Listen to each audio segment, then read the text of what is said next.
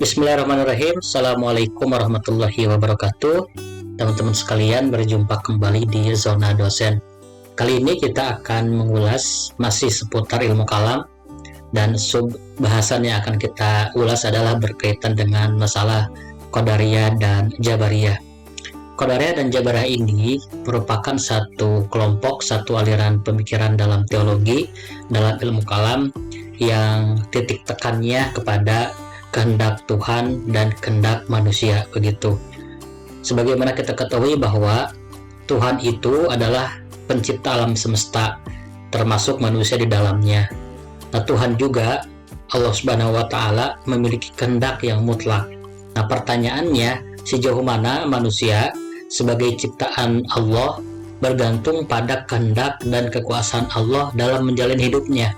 Apakah Tuhan memberikan kebebasan kepada manusia untuk mengatur hidupnya sendiri, ataukah manusia sepenuhnya terikat pada kehendak dan kekuasaan Tuhan, begitu. Nah, untuk menjawab tentang pertanyaan yang tadi, maka dalam istilah teologi atau dalam ilmu kalam muncul dua aliran atau dua kelompok, yaitu kelompok Qadariyah dan Jabariyah.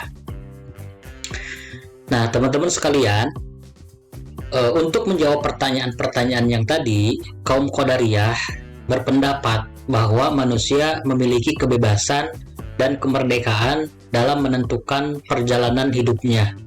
Menurut pandangan Qadariyah, manusia mempunyai kebebasan dan kekuatan sendiri untuk melakukan perbuatannya. Oleh karena itu, nama Qadariyah berasal dari pengertian bahwa manusia tunduk pada qadar atau ketentuan Tuhan. Dalam bahasa Inggris, pandangan ini dikenal dengan istilah free will atau kehendak bebas dan free act atau tindakan bebas. Jadi, kelompok pertama, kelompok Qadariyah, menyatakan bahwa manusia itu sejatinya memiliki kuasa penuh untuk menentukan perjalanan hidupnya, untuk menentukan nasibnya, begitu. Nah, Qadariyah sendiri ada yang mengatakan berasal dari kata qadrun yang artinya kuasa, artinya manusia punya kekuasaan sendiri untuk menentukan takdir hidupnya.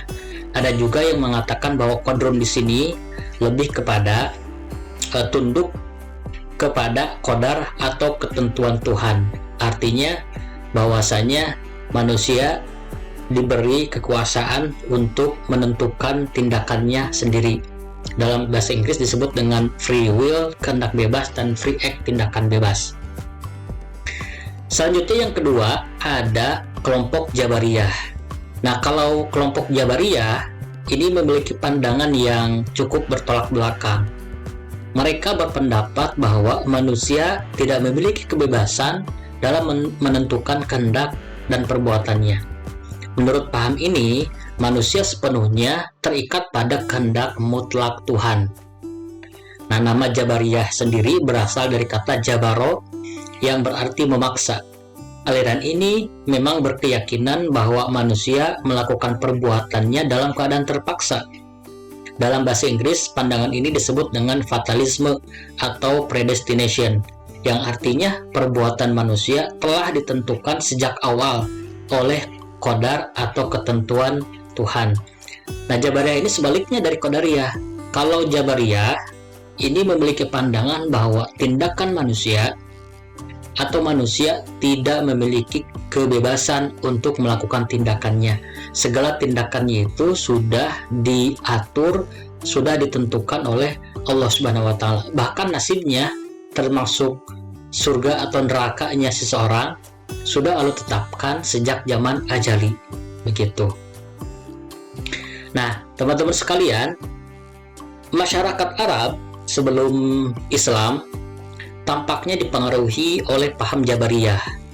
Bangsa Arab yang waktu itu hidup dalam kesederhanaan dan minim pengetahuan terpaksa menyesuaikan hidup mereka dengan kondisi padang pasir yang panas dan gersang.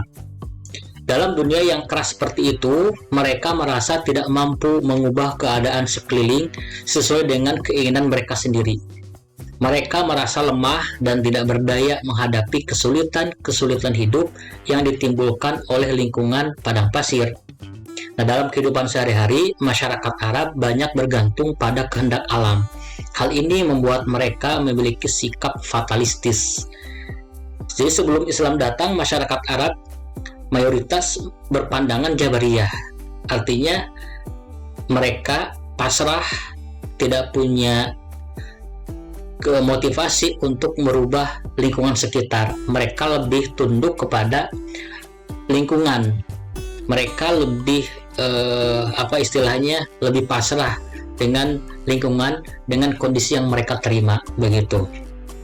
Karenanya, ketika paham Qadariyah diperkenalkan oleh orang-orang Islam yang bukan berasal dari Arab padang pasir, hal itu menimbulkan kegoncangan dalam pemikiran mereka. Paham Qadariyah dianggap bertentangan dengan ajaran Islam. Kegoncangan dan penolakan terhadap paham Qadariyah ini dapat kita lihat dalam hadis-hadis yang membahas mengenai Qadariyah. Umpamanya hadis yang menyatakan bahwa kaum Qadariyah merupakan majusi umat Islam, dalam arti golongan yang tersesat, terlepas dari kualitas hadis ini, begitu. Jadi istilah orang Arab terhadap orang yang memiliki pandangan Qadariyah itu dianggap sebagai kaum majusi yang tersesat, karena mayoritas sebelumnya masyarakat berpandangan bahwa mereka tidak punya kuasa untuk merubah keadaan. Artinya mereka pasrah dengan keadaan, begitu. Nah, teman-teman, selanjutnya muncul pertanyaan kapan Qadariyah muncul. Nah, tidak dapat dipastikan kapan paham Qadariyah ini muncul dalam sejarah teologi Islam. Namun, menurut ahli-ahli teologi Islam, paham ini pertama kali diperkenalkan oleh Ma'bad al-Juhani. Ibnu Nabatah menyebutkan bahwa Ma'bad al-Juhani dan temannya Gailan ad-Dimashqi mendapatkan paham ini dari seorang Kristen yang masuk Islam di Irak. Jadi tidak ada kepastian kapan Qadariyah ini muncul. Namun yang jelas disinyalir bahwa munculnya Qadariyah ini diperkenalkan oleh Ma'bad al-Juhani. Bahkan dikatakan menurut Ibnu Nabatah bahwa Ma'bad Juhani ini dan temannya Gailan ad-Dimashqi mendapatkan paham ini dari teolog Kristen yang masuk Islam di Irak. Nah, Az-Zahabi menyatakan bahwa Ma'bad adalah seorang tabi'in yang baik, tetapi ia terlibat dalam politik dan mendukung Abdurrahman bin al-Ash'as, gubernur Sajistan, dalam pemberontakan melawan kekuasaan Bani Umayyah. Ma'bad terbunuh dalam pertempuran dengan Al-Hajjaj pada tahun 80 Hijrah. Nah, teman-teman, Gailan ad-Dimashqi ini terus menyebarkan paham Qadariyah di Damaskus. Namun, ia menghadapi tantangan dari Khalifah Umar bin Abdul Aziz. Setelah Umar wafat, Gailan melanjutkan kegiatannya menyebarkan paham Qadariyah tersebut. Akhirnya, ia dijatuhi hukuman mati oleh Khalifah Hisham Abdul Malik. Begitu. Nah, sebelum dieksekusi, Gailan terlibat dalam perdebatan yang sengit dengan Al-Auza'i yang disaksikan langsung oleh Hisham. Nah, jadi Gailan ad-Dimashqi ini seorang tokoh Qadariyah yang terus menyebarkan paham Qadariyahnya di Damaskus. Namun, karena tidak sesuai dengan paham pemerintahan waktu itu, maka Gailan ini dijatuhi hukuman mati tepatnya oleh Khalifah Hisham Abdul Malik, begitu. Nah, teman-teman, menurut Gailan, manusia memiliki kendali atas tindakan mereka. Mereka sendirilah yang bertanggung jawab atas perbuatan baik dan buruk mereka. Dalam pandangan ini, manusia memiliki kebebasan dalam perilaku mereka. Ketika mereka melakukan kebaikan atau kejahatan, itu merupakan hasil dari keputusan dan keinginan mereka sendiri. Dalam pandangan ini, tidak ada keyakinan bahwa nasib seseorang telah ditetapkan sebelumnya dan bahwa manusia hanya bertindak sesuai dengan takdir yang telah ditetapkan sejak awal atau sejak zaman ajali. Nah, selain sebagai pendukung paham Qadariyah, Ghailan ini juga merupakan seorang pemimpin dalam golongan Murji'ah, khususnya dalam aliran As-Sholihiyah, subsekte As-Sholihiyah. Dalam pandangan Ghailan, katanya bahwa manusia itu punya kendali atas tindakan mereka. Manusia punya kehendak atas nasib mereka. Nasib mereka ditentukan oleh manusia sendiri. Nasib mereka tidak sudah ditentukan sejak awal, karena menurut Ghailan bahwa nasib itu mengikuti apa yang diusahakan oleh manusia, begitu singkatnya. Nah, selanjutnya Jabariyah. Kapan muncul Jabariyah ini? Sebetulnya aliran yang memegang paham Jabariyah tampaknya pertama kali ditekankan dalam sejarah teologi Islam oleh Al-Ja'ad Ibnu Dirham. Namun yang mempopulerkannya adalah Jahm bin Sofwan dari Khurasan. Jahm yang menganut aliran Jabariyah juga terlibat dalam pendirian golongan Al-Jahmiyah di kalangan Murji'ah sebagai sekretaris dari Shuraih bin Haris. Ia ikut serta dalam perlawanan melawan kekuasaan Bani Umayyah. Namun Jahm sendiri ditangkap dalam perlawanan tersebut dan kemudian dihukum mati pada tahun 131 Hijriah. Nah, paham yang diusung oleh Jahm ini adalah kebalikan ekstrim dari paham yang dianut oleh Ma'bad dan Ghailan. Menurut Jahm, manusia tidak memiliki kekuatan untuk bertindak. Ia tidak memiliki kemampuan, kehendak, atau pilihan sendiri. Dalam tindakannya, manusia dipaksa tanpa memiliki kekuasaan, keinginan, atau pilihan. Jadi teman-teman, Jabariyah sendiri ini dibawa berdasarkan literatur, dibawa pertama kali oleh Al-Ja'ad bin Dirham. Yang mempopulerkan Jabariyah sendiri adalah Jahm bin Sofwan, yang mana kita tahu bahwa Jahm bin Sofwan ini salah satu pendiri dari golongan Jahmiyah di kalangan Murji'ah, yang ekstrim, begitu. Nah, paham Jabariyah dalam perspektif Jahm ini lebih atau kebalikan dari pemahaman Qadariyah Ghailan ad-Dimashqi yang menyatakan bahwa manusia itu tidak memiliki kekuatan untuk bertindak. Ia tidak memiliki kemampuan sedikit pun untuk melakukan pilihannya sendiri. Karena dalam tindakannya, manusia dipaksa tanpa memiliki kekuasaan, keinginan, atau pilihan. Begitu menurut Jahm. Nah, teman-teman, menurut pandangan Jahm, perbuatan-perbuatan manusia sebenarnya diciptakan oleh Tuhan di dalam diri manusia, sama seperti gerakan yang diciptakan oleh Tuhan dalam benda-benda mati.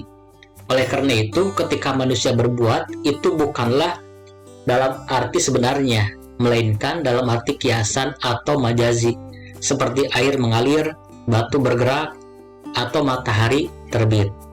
Katanya, semua perbuatan manusia dianggap sebagai sesuatu yang dipaksakan atas dirinya, termasuk tindakan seperti menjalankan kewajiban, menerima pahala, atau menerima siksaan. Itu semua merupakan ciptaan dari Tuhan sendiri. Layaknya air mengalir, kemudian batu bergerak, itu semua sudah dikendalikan oleh Allah Subhanahu wa Ta'ala dalam fitrahnya. Nah, selanjutnya, menurut pandangan ekstrim ini, segala perbuatan manusia bukanlah berasal dari kehendaknya sendiri, melainkan dipaksakan atas dirinya.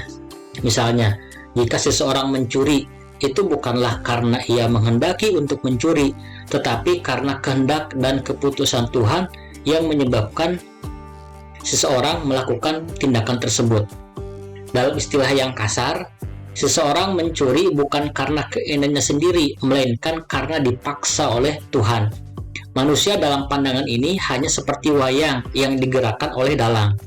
Sama seperti wayang, hanya bergerak karena dalang yang menggerakkannya. Manusia juga bergerak dan berbuat karena dipaksa oleh Tuhan. Tanpa pergerakan dari Tuhan, manusia tidak dapat melakukan apapun. Nah, selanjutnya Asy-Syahrastani menyebut paham Jabariyah lain yang lebih moderat yang dibawa oleh Al-Husain bin Muhammad Al-Najjar. Menurut An-Najjar, Tuhanlah yang menciptakan perbuatan-perbuatan manusia, baik yang baik maupun yang buruk, tetapi manusia memiliki peran dalam mewujudkan perbuatan tersebut. Jadi tenaga yang diberikan kepada manusia memiliki efek untuk mewujudkan perbuatannya. Ini yang disebut dengan istilah kasab atau equation. Pandangan yang serupa juga diungkapkan oleh Diror Ibnu Amr yang menyatakan bahwa perbuatan manusia pada dasarnya diciptakan oleh Tuhan, tetapi pada hakikatnya diperoleh oleh manusia melalui usaha dan keputusannya sendiri. Nah, dalam pandangan yang dibawa oleh An-Najjar dan Diror, manusia tidak lagi hanya dianggap sebagai alat yang digerakkan oleh Tuhan. Manusia memiliki peran yang efektif dalam mewujudkan perbuatan-perbuatannya. Menurut pandangan ini, Tuhan dan manusia bekerja sama dalam proses penciptaan perbuatan manusia. Manusia tidak hanya dipaksa untuk melakukan perbuatan tersebut. Jadi manusia tidak lagi dipaksa untuk melakukan perbuatan tersebut. Nah, selanjutnya, pemahaman kasab yang diusung oleh An-Najjar dan Diror dapat dianggap sebagai pendekatan tengah antara pandangan Qadariyah yang dianut oleh Ma'bad dan Ghailan serta pandangan Jabariyah yang diperkenalkan oleh Jahm. Jadi titik tengah antara Qadariyah dan Jabariyah. Nah, selanjutnya pertanyaan tersebut memang sering muncul, terutama karena Al-Quran sebagai sumber utama ajaran Islam. Dalam Al-Quran terdapat ayat-ayat yang bisa diinterpretasikan sebagai mendukung paham Qadariyah yang menekankan kebebasan manusia dalam menentukan perbuatan mereka. Sebaliknya, terdapat juga ayat-ayat yang dapat diinterpretasikan sebagai mendukung paham Jabariyah yang menekankan bahwa segala yang terjadi telah ditentukan oleh Allah. Misalnya dalam surah Al-Insan ayat 29, Allah berfirman yang artinya sesungguhnya telah kami tunjukkan kepadanya jalan, baik berbuat syukur maupun kufur. Nah, ayat ini bisa diartikan sebagai Allah memberikan manusia kebebasan untuk memilih antara bersyukur atau kufur. Ini menunjukkan Qadariyah. Namun di sisi lain dalam surah Al-An'am ayat 149 Allah juga berfirman, dan dialah yang menciptakan kamu, maka di antara kamu ada yang kafir dan di antara kamu ada yang beriman. Nah, ayat ini dapat diinterpretasikan sebagai penegasan bahwa kekafiran atau keimanan seseorang telah ditentukan oleh Allah. Ini mengindikasikan ayat Al-Quran tersebut menunjukkan Jabariyah. Nah, oleh karena itu, interpretasi ayat-ayat tersebut tergantung pada sudut pandang dan pendekatan penafsiran yang digunakan oleh para ulama atau cendekiawan Islam. Banyak ayat lagi, misalkan surat yang Allah tegaskan bahwa watilqal jannatul lati uristumuha bima kuntum ta'malun, sesungguhnya surga itu telah Allah wariskan atas usaha yang kamu lakukan. Artinya ayat ini menunjukkan bahwa Allah itu menjadikan surga atau mewariskan surga kepada seseorang karena amalnya. Ini menunjukkan Qadariyah. Ada juga hadis yang menyatakan bahwa seseorang tidak akan masuk surga dengan amalnya, melainkan dengan rahmat Allah Subhanahu wa taala. Nah, dua hadis ini yang kemudian menimbulkan dua pemahaman, ada Qadariyah dan Jabariyah. Nah, selanjutnya paham-paham seperti Jabariyah dan Qadariyah itu berpengaruh dalam sejarah teologi Islam dan masih memiliki pengikut hingga saat ini, meskipun tokoh-tokoh utamanya telah meninggal dunia. Pengaruh mereka masih terasa dalam pemikiran dan aliran-aliran dalam Islam. Misalkan kaum Mu'tazilah menganut paham Qadariyah yang menekankan kebebasan manusia dalam menentukan perbuatan mereka. Mereka percaya bahwa manusia memiliki kemampuan untuk memilih dan bertanggung jawab atas perbuatan mereka sendiri. Nah, sementara itu, paham Jabariyah, meskipun tidak identik dengan apa yang diajarkan oleh Jaham bin Safwan, masih ada dalam aliran Asy'ariyah.